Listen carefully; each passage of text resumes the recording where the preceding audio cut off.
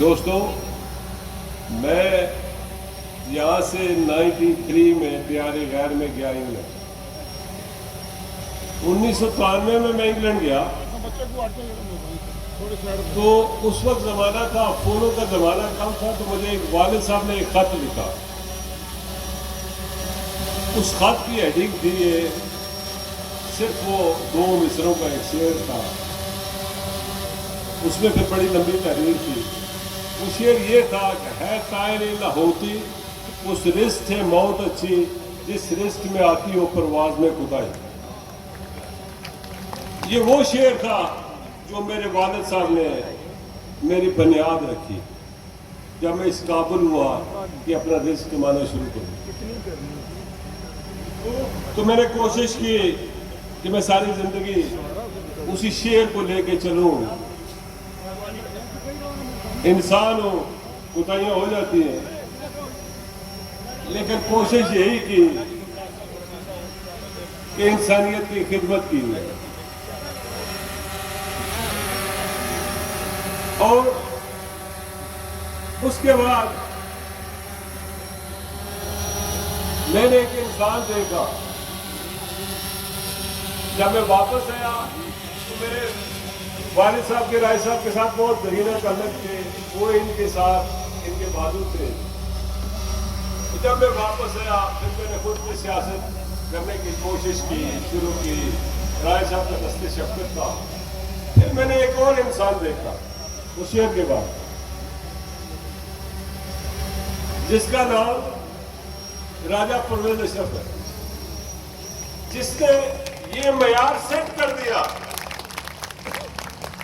कि सियासत अगर की जाती है तो वो खिदमत पे की जा सकती है। आप अगर पाकिस्तान में देखें, बहुत सारे काम इन्होंने मुल्की लेवल पर किए। तो मैं आपको सिर्फ ये बताना चाह रहा हूं कि आप सिर्फ गुजर खान में देख लेना, उन्होंने एक मेयार सेट कर दिया। अब वो मेयार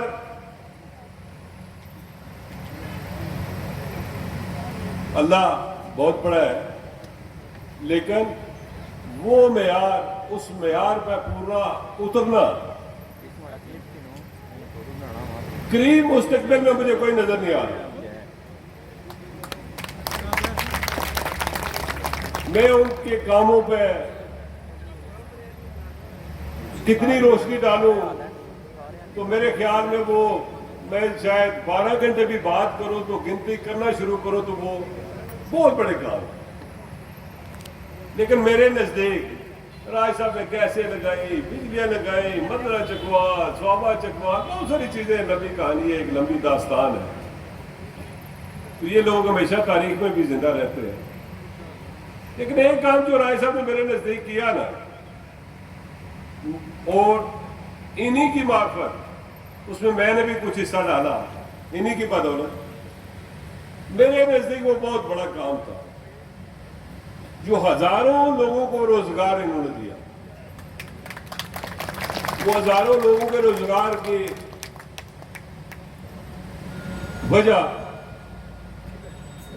वजह यही थी कि उनको रोजगार मिले, उनका चूल्हा जले, जो आज हजारों लोगों के चूल्हे जल रहे हैं। तो मैं समझता हूं कि एक जुनून था, उस जुनून का मुकाबला करने के लिए उतना जुनून ही चाहिए। वो देख इन्होंने मेयार सेट कर दिया। अब यहां से यहाँ पे जो आए हुए दोस्त हैं, कुछ कल मेरे सामने बैठे हुए कश्मीरी महाजरीन, अब यहाँ पे ज्यादा तादाद जो है वो हमारे कश्मीरी महाजरीन की। राय साहब आप खान के भी जानते हैं लोग, ज़ाहिर है आप तो लोगों को जानते हैं। तो यहाँ जो तादाद ज्यादा बैठी है वो महाजरीनों की है। मैं आपसे, मैं जनाब नदीम असगर कैरा साहब को पंडाल में आने पे खुश आमदेद, वेलकम वेलकम, जी आया जी। नदीम असगर कैरा साहब।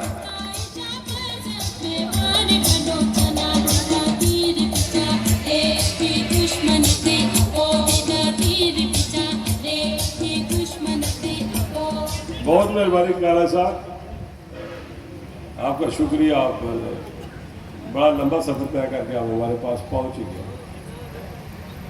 तो मैं बात ये कर रहा था कि ये जो इलेक्शन है इसका अंदाजा इस हमारे पास दो हक है, दो ताकतें। एक ताकत वो है जो हम पाकिस्तान में इस्तेमाल करते हैं, दूसरी ताकत वो है जो हम आजाद कश्मीर के इलेक्शन में इस्तेमाल करते हैं। इन दो, एक ताकत का तो मुझे भी अंदाजा था, लेकिन दूसरी ताकत का मुझे नहीं अंदाजा था। मैं जब एडवाइजर बना तो गवर्नमेंट का हिस्सा बना 2016 में, 15 के आखिर में, तो मुझे अंदाजा हुआ कि ये जो दूसरी ताकत है ये कितनी बड़ी है। अंदाजा ये हुआ कि हमारे बहुत सारे हकूक हैं जो कि एक 30 साल से शिकारी आ रहा है, वो हमारे हकूक पर डाका डालता है, शिकार करता है और फिर उसके बाद चला जाता है। 5 साल बाद फिर दोबारा वापस आ जाता है शिकार करने के लिए। आप भी शिकार होते रहे, मैं भी शिकार होता रहा और लोगों को शिकार कराता रहा। ये हमारी बदकिस्मती थी, शायद सोच नहीं थी उस वक्त, शायद एहसास नहीं था, शायद पता नहीं था। लेकिन उसके बाद मुझे एहसास भी हुआ, इदराक भी हुआ कि 12% हमारा कोटा आजाद कश्मीर में, वो गालबन 20% था। नुमाइंदगी न होने की वजह से, शिकारी होने की वजह से वो 12% का आ गया। उसके बाद बहुत सारे लोगों के जमीनों के हकूक के मसाइल, बहुत सारे करोड़ों रुपए के और फंड। जब ये अंदाजा हुआ तो फिर ये कदम मैंने उठाया और कोशिश की कि सियासत शुरू करूं। 2016 में मैंने पहली दफा इलेक्शन किया। अब इस पंडाल में नून के लोग भी बैठे हुए हैं, मेरी जमात के भी है और पीटीआई के भी है। और 2016 में भी इसी तरह लोगों ने मुझे मोहब्बत दी।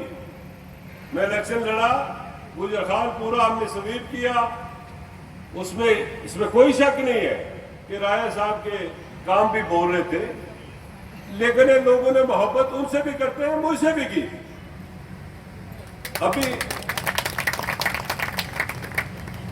अभी जो पंडाल में लोग बैठे हैं वो भी किसी मुख्तलिफ जमातों से, मुख्तलिफ इलाकों से हैं, लेकिन वो उनका शुक्रिया, वो मुझसे मोहब्बत कर रहे हैं। बात ये मैं कर रहा था, वो मैं इलेक्शन 2015 का लड़ा। लड़ने के बाद पता चला कि हल्का बहुत बड़ा, जब लड़ना शुरू किया तो बहुत बड़ा हल्का था, टाइम भी थोड़ा था, कोशिश भी की, लेकिन सब जगहों पे मैं पहुंच नहीं सका। लेकिन उसके पीछे एक नजरिया और एक सोच थी जो जुल्फकार अली भुट्टो और पाकिस्तान पीपल्स पार्टी की थी, उसी अलम को लेके फिर आगे निकला। हालांकि माजी में ये रवायत नहीं थी, जो यहां से इलेक्शन लड़ा अगर वो हार गया दोबारा इस हल्के में वापस नहीं आया। तुम्हारी पार्टी की भी बदकिस्मती थी कि जो भी कैंडिडेट आया वो बाहर से आया, एक इलेक्शन लड़ा और उसके बाद वो वापस चला गया, शिकारी और मजबूत होता गया। लेकिन फिर जब ये अलम मैंने 2016 में उठाया, आप लोगों की ताकत मुझे मिली। उस ताकत का सिला पार्टी ने मुझे क्या दिया, पंजाब का सदर बनाया, आजाद कश्मीर का।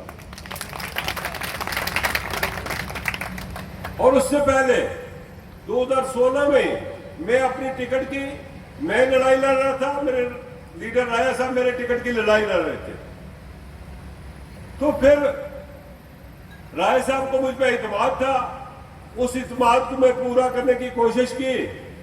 तो इस दफा क्या हुआ, आपकी ताकत की वजह से राजा साहब ने भी फख्र महसूस किया। आज मैं पार्लिमानी बोर्ड में था, टिकट देने वालों में से था। उसकी वजह भी आपकी ताकत थी, अल्लाह के बाद।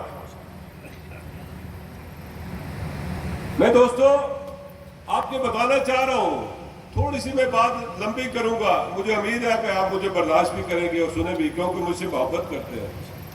मोहब्बत में बहुत सारी चीजें बर्दाश्त करनी पड़ती हैं। आज से कोई 10 महीने पहले इलेक्शन कमीशन में एक मीटिंग हुई।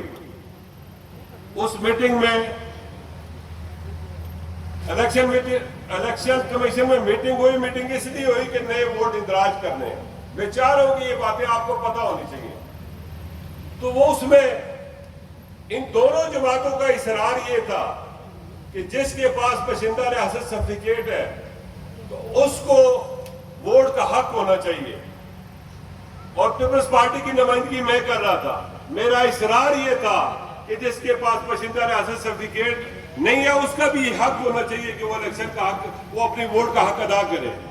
लेकिन ये मान नहीं रहे थे। उसके बाद फैसला ये हुआ, इन्होंने माना, मेरी बात को माना। जब मैं जज्बाती हुआ तो इन्होंने कहा कि आप कमेटियां बना दें। मैंने ये राय दी कि हर पार्टी की नुमाइंदगी और कमेटी बने। वो कमेटी बन गई तहसील वाइज। फिर इन्होंने क्या किया, एक पीटीआई वाला है महाजिर खान साहब, उन्होंने इसको कमेटी को चैलेंज कर दिया। आप अंदाजा कर लें, जब हाईकोर्ट ने स्टे दे दिया तो आप अंदाजा कर लें, सोच लें कि गुजर खान के टोटल वोट थे 900, कल्लर के तकरीबन 8100, इसी तरह कोटे के टोटल वोट जो था वो 9300 था।